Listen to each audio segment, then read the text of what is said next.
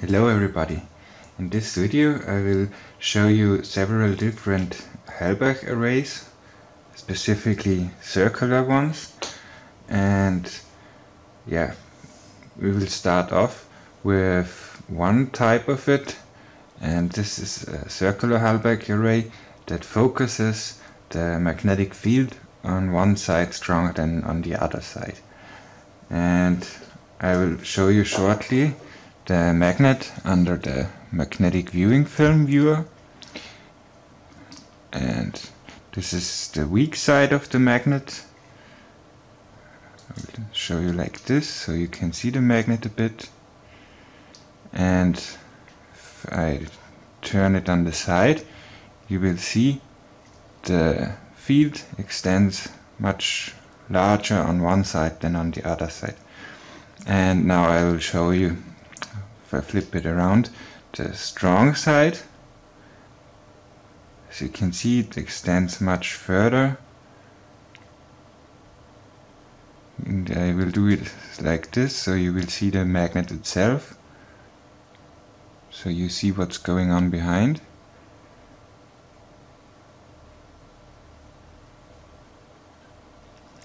So this is what it looks like under the magnetic viewing film. And if I take a steel screw and I put it on the strong side, it sticks very well. It takes more force to pull it off than on the weak side, where it doesn't stick very well.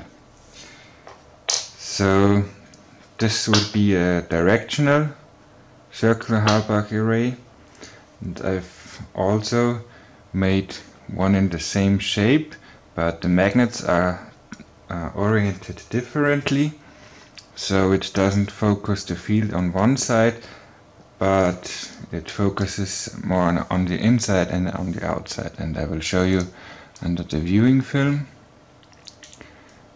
This is what it looks like from the side, or better said, top view. And this is from the side view. It looks like this, uniform on all sides, symmetrical field, and also on the other side it looks the same. So it doesn't matter how I turn it, the field geometry is the same. And as you can see in the center, it kind of focuses the field.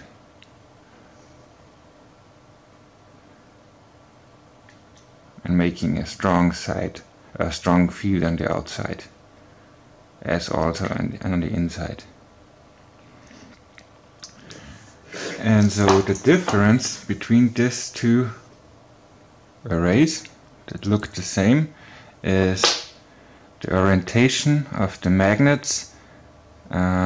If you want to know how Halbach arrays in general work, look them up online. There's many information about how to align the magnets, but I will tell you here how it's done. If we start with this one, the tip of my finger would be, for example, North Pole, and this one is North Pole facing this direction, and for the next magnet it's facing outwards, and the next magnet is facing the right side, and the next magnet facing inside, and then the pattern repeats itself. So it's always this 4 directions, like left, outside, right, inside, and then repeats itself 4 times, and we have 8 magnets, so we have one circular array. And this forms a field like I showed you, that focuses the field on the center point, and of course also on the outside. And if we take this one that focuses the field on just one side stronger, we have the orientation like this, the same like with the other, but the difference is the ones that were pointing inwards and outwards are not pointing inwards and outwards, but they're pointing down and up. So we have left, down, right, up. And this pattern also repeats itself. And yeah, this is why I have 8 magnets here, because in such arrays the number of magnets has always be divisible by 4, because it's always a 4 ways pattern that is repeating. And here I also have a circular Halbach array with 12 magnets, so this gives us a bit of a different field. If I view this under the magnetic viewing film, you will see it has a more a hexagonal pole pattern, because 12 magnets equals 6 poles. And on the center you should be able to see there is nothing. Or if I get closer and further away from it, you will see this spot is growing. And if I tilt it a bit underneath, like you see here,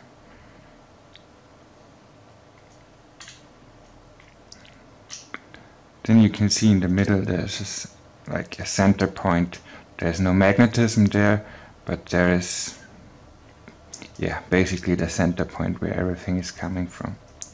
So back to topic. With this 12 magnet Halbach array, if I view it from the side, you can see the field is extending on one side stronger. So I have aligned, if you can see in the back side, and I've aligned this also like left, downward, right and upward, and then it repeats itself and again, and then you have this pattern.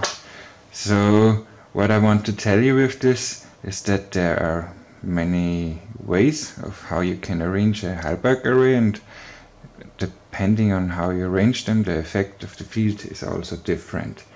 And I have also a slightly larger array like this, but it's also with 8 magnets.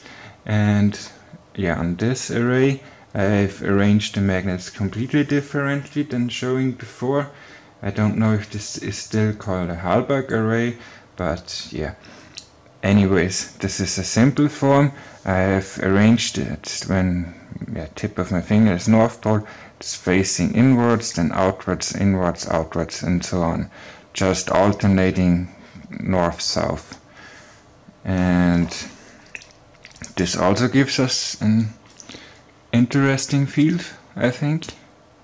This is what this looks like under the magnetic viewing film, and viewed from the side. If I turn it like this, you can see the single poles, and on the other side it looks exactly the same, of course. So it's also a symmetrical field, looks the same on both sides, and also focuses the field to the center. And therefore I would call them, I don't know, a point source field magnet arrays, because a magnet itself is as a point source object, because everything emanates from the center of a magnet.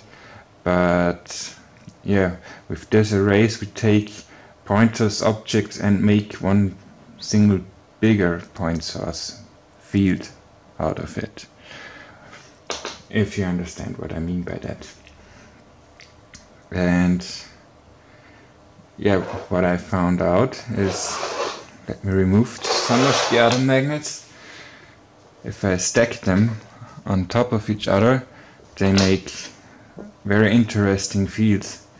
So I take the one Halbach array, that is symmetrical and not facing in one direction stronger in the middle, and I stack them with the strong side of this one facing outside, the same with this one, also the strong side facing outwards. So I've made basically a sandwich of this 3 circular Halbach arrays, and viewed under the viewing film it gives us a picture like this, but as you can see it's not symmetrical and something is off. So this is because with this I can kind of rotate them against each other, and depending they don't have not only 4 positions where they lock in, or better said, normally you would think they had 2 positions where they could lock in, but they have more positions. As you can see, I can turn them in like 30 degrees increments, and depending on that the field geometry also changes. So I've turned it a bit, and as you can see now we have a very interesting kind of field. So I'm holding it right from the side here, and then I will just turn it a bit. As you can see, the magnetic field aligns around this array in a very strange way, like a vortex, and this is just viewed from the side here. And now I will show you the same, but I turn the magnet like this. And this is what you can see here. So the 4 poles kind of have, let's say, as you can see with the white lines, like a vortex or a torsion to it. So if I flip it to the side, you will see the white lines in the center, how they form and wrap around. And if I turn it to the other side, it looks the same. And if I get closer, you can quite clearly see like a vortex pattern, like a spiral. And this is very interesting, I think. So let me change the arrangement of the magnets. Let me see what other patterns we can get. Now I flipped one of the ring magnets, and now we get a different image. It looks like this viewed from the side. And now I will roll it along its axis, and you will see the pattern repeats itself. This is a more or less symmetrical pattern, and also viewed from the top it looks the same. And from the bottom side it also looks the same, but this time the pattern is inversed. And now let me adjust it so I can get the field symmetrical. This one. Yeah, now we have it. Now we have a symmetrical field, so all the magnets are aligned in one axis, or symmetrical, as you would say. And then the field looks like this. Viewed from the side, you can see it's now symmetrical and not twisted and turned, like with a torsion in it.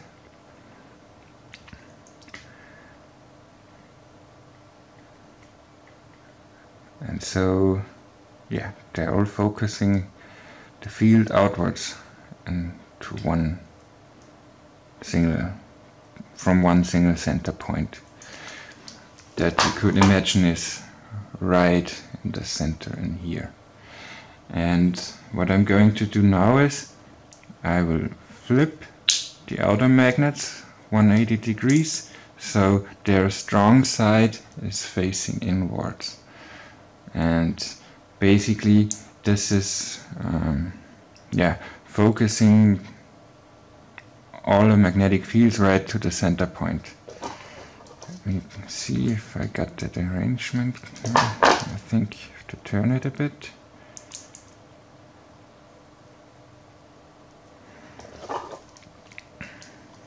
Yeah, this is what you see. This is viewed from the top, then from the side, and also from the bottom. And as you can see, the field doesn't extend out very much from the magnet itself, because now it's all focused on the inside. And yeah, depending on how you orient or rotate the magnets to themselves, you get very different fields.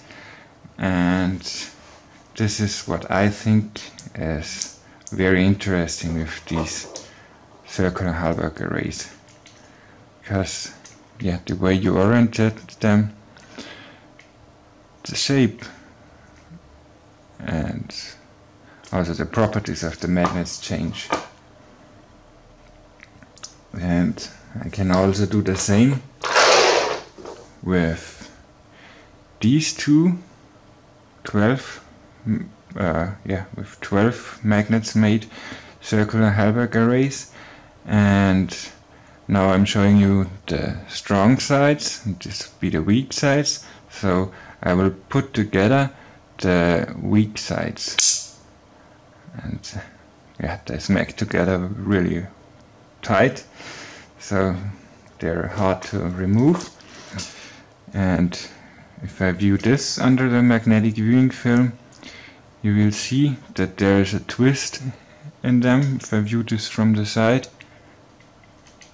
And this is the only position I can place them together, with the strong sides facing outwards. So this is the side view. See these 6 poles. And if I get closer, you also see that with the white lines that they deform to the sides. And this is because from the side you see with the white lines the field is also deformed.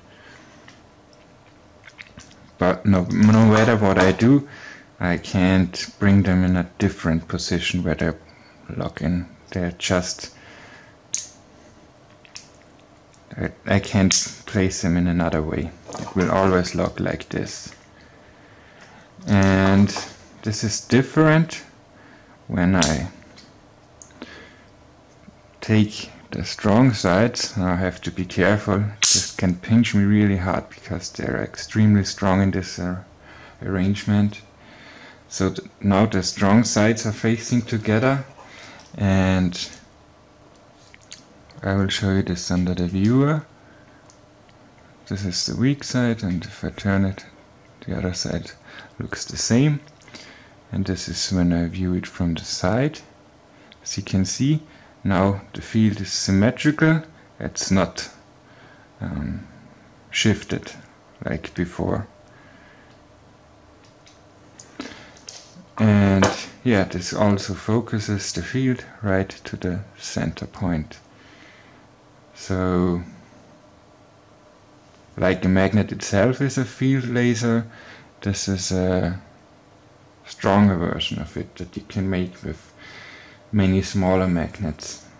And in the future I think I will make some more videos about what you can do with this Halbach arrays and what the use cases could be. But this is it for now for this video. I hope this helped you and give you some information about these circular Halbach arrays and how to make them. I will also put a link in the video descriptions where you can download some of these arrays. And yeah, if you have questions, you can of course ask. And yeah, that's it for now. So thanks for watching and goodbye.